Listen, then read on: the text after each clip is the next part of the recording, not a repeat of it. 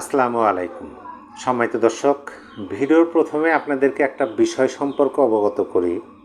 ৫ই আগস্টের পরে কি এরকম কোনো দেখছেন কোনো জায়গায় যে পুলিশ অভিযান চালাইছে আওয়ামী লীগের কর্মীদের ধরার জন্য, কিন্তু গ্রামবাসী সবাই একত্রিত হয়ে সেই পুলিশদেরকে গ্রামে ঢুকতে দেয় নাই এবং তাদেরকে ধাওয়া দিয়ে গ্রাম থেকে বের করে দিছে? এরকম ঘটনা কি আপনার সামনে পড়ছে?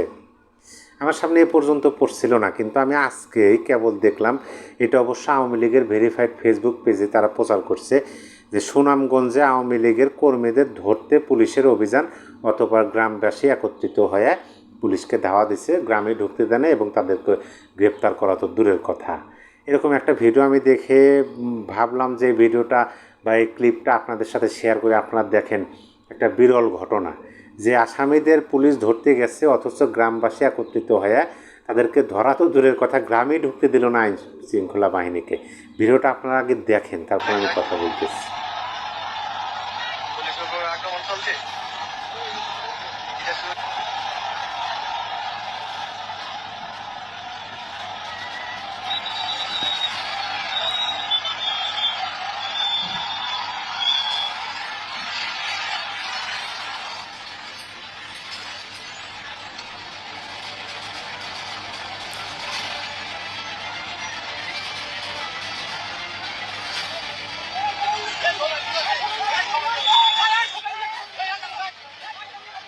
যাই হোক, ভিডিওটা আপনারা দেখলেন, অবশ্যই আপনাদের মতামত কমেন্ট বক্সে জানিয়ে দেবেন যে এরকম ঘটনা 5ই আগস্টের পরে আপনারা দেখছেন কি না। আমি দেখছিলাম না, আমি এই প্রথম দেখলাম।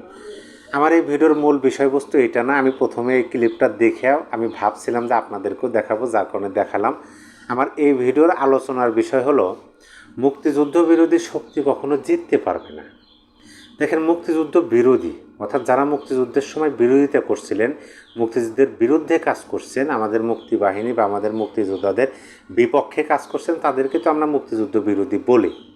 বর্তমান সময়ে মুক্তিযুদ্ধ বিরোধীদের আদর্শগত অনেককে দেখা যায়, কিন্তু আমি যেটা বলতে চাই যে মুক্তিযুদ্ধ বিরোধীরা কখনোই জিততে পারবে না। কীভাবে জিততে পারবে বলেন তো? এটার নাম হচ্ছে বাংলাদেশ, গণতান্ত্রিক দেশ। এই বাংলাদেশটা 1971 সালে 16 ডিসেম্বর বিজয় অর্জন করে এবং এটা বাংলাদেশ নাম হয়। এটার একটা স্বাধীন দেশ, স্বাধীন দেশের একটা স্বাধীন পতাকা, জাতীয় সঙ্গীত, এগুলো আমরা পাইছি। আমরা স্বাধীনভাবে জীবনযাপন করতেছি। এর মধ্যে মুক্তিযুদ্ধের উপর আঘাত অনেকবার পড়ছে।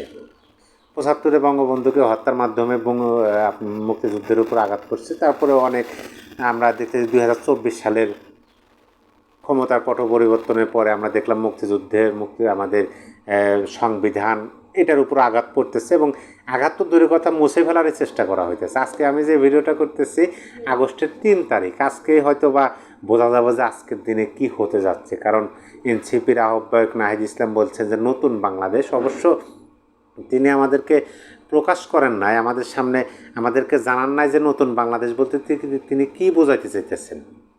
যাই হোক, সেটা আপনারা সবাই জানেন যে আদৌ মুক্তিযুদ্ধ বিরোধী শক্তি যে দেশের স্বাধীনতা যেভাবে আসলো তার বিরোধিতা করে জিততে পারবে কিনা, এটাও কমেন্ট বক্সে জানিয়ে দেবেন। আমি আপনাদেরকে আরেকটা তথ্য জানিয়ে দিই। আজকে আগস্টের 3 তারিখ 2025 সাল।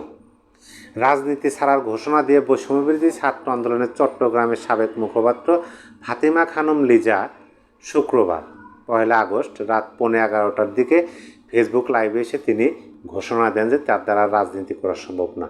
এমনকি তিনি বৈষম্যবিরোধী ছাত্র আন্দোলনের যে অভিযোগটা, গুরুতর অভিযোগটা সামনে আনছেন, সেটা শুনলে আপনিও বোধহয় আমার মতোই বলবেন যে প্রকৃতপক্ষে মুক্তিযুদ্ধ বিরোধী শক্তি কখনোই জিততে পারবে না।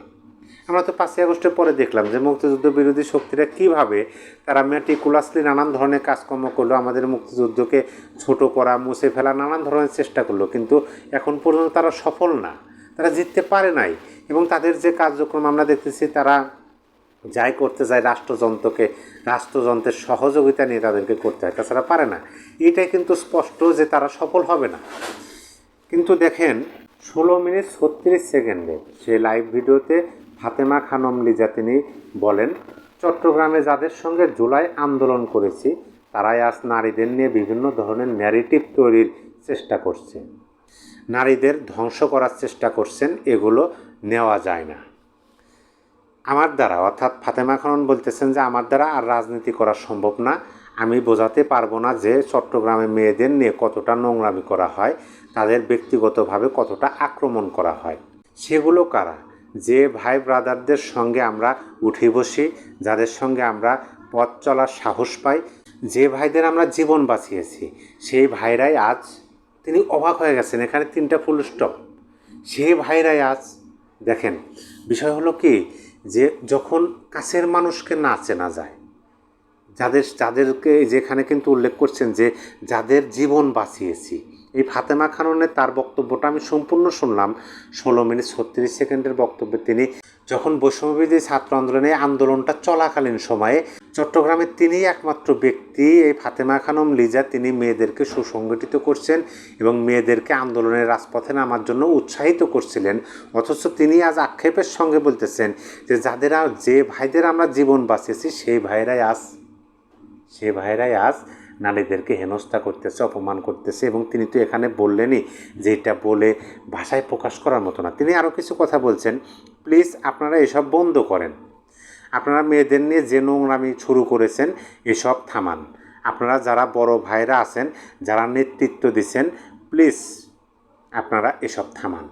এখন বড় ভাইদের অর্থাৎ কেন্দ্রীয় নেতাদের কথা বলতেছেন, যেমন হাসরাত, নাহিদ, সারজিৎ, এদের কথা বলতেছেন যে আপনারা এগুলো থামান। আমি যে কথাটা বলতে লাগছিলাম যে কাছের মানুষকে যদি না চেনা যায়, পাশের মানুষকে যদি না চেনা যায়, যাদেরকে সাথে নিয়ে বা যে স্বপ্ন, যাদের কিনা স্বপ্ন দেখে রাজপথে নেমে আন্দোলন করে একটা সরকারকে ক্ষমতাচ্যুত করে এখন দেখতেছি যে না, আমরা আগেই বোধহয় ভালো ছিলাম, আগে আমাদের নিয়ে নোংরামি করা হয় নাই, আগে নারীদেরকে হেনস্থা করা হয় নাই, কিন্তু এখন ব্যাপকভাবে হইতেছে। এটা বাইরের কেউ বলে নাই, এটা কিন্তু বললেন হচ্ছে সেই চট্টগ্রামেরই সমন্বয়ক, চট্টগ্রামেরই একজন নেত্রী, বৈষম্যবিরোধী ছাত্র আন্দোলনের নেত্রী ছিলেন, যিনি 1 আগস্টের আগ পর্যন্ত, অর্থাৎ 1 আগস্টের রাত 11:15 আগ পর্যন্ত বৈষম্যবিরোধী ছাত্র আন্দোলন সংগঠনের একজন নেত্রী ছিলেন। তিনি এই অভিযোগগুলো আনতেছেন যে চট্টগ্রামে মেয়েদের উপর কীভাবে কতটা নোংরামি করা হয়, তাদের ব্যক্তিগতভাবে কতটা আক্রমণ করা হয়, এটা বলে ভাষায় প্রকাশ করার মতো না। এবং সেগুলো কারা করতেছে? যে ভাই ব্রাদারদের সঙ্গে তারা ওঠা বসা করছে, যাদের সঙ্গে পথ চলার সাহস পাইছিল একটা সময়, যে ভাইদের জীবন তারা বাঁচাইছে, সেই ভাইরাই আজ তাদের সাথে নোংরামি করতেছে, তাদেরকে আক্রমণ করতেছে। দেখেন, এইটাই হচ্ছে, এই কারণে আমি প্রথমে বললাম যে মুক্তিযুদ্ধ বিরোধীরা জিততে পারবে না। কারণ যারা মুক্তিযুদ্ধকে মুছে ফেলতে চায়, যারা মুক্তিযুদ্ধ আমাদের সংবিধানকে ছুঁড়ে ফেলতে চায়, অথচ যাদের মাধ্যমে তারা আজ ক্ষমতায় আসলো, ক্ষমতার কেন্দ্রে উঠে গেল, যাদের মাধ্যমে আজ তারা রাষ্ট্রযন্ত্র ব্যবহার করে সংবাদ সম্মেলন করতে পারতেছে, তারা মিছিল মিটিং করতেছে, তাদেরকেই অপমান, তাদেরকে নোংরামি, তাদেরকেই হেয় প্রতিপন্ন করা, তারা আজকে ভাষায় প্রকাশ করতে পারতেছে না। এই শক্তি কি আদৌ এই স্বাধীন মুক্তিযুদ্ধের বাংলাদেশে জিততে পারবে?